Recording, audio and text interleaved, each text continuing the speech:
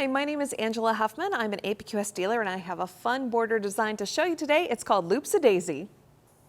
So we've got a 3-inch border and I've got 4-inch divider lines here. So we're going to start with the stacked loop and then we're going to head into the daisy.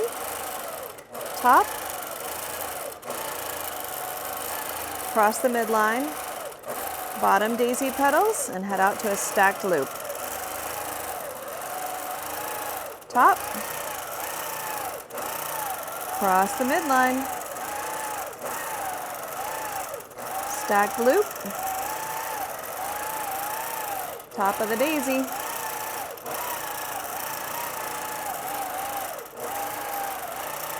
stacked loop.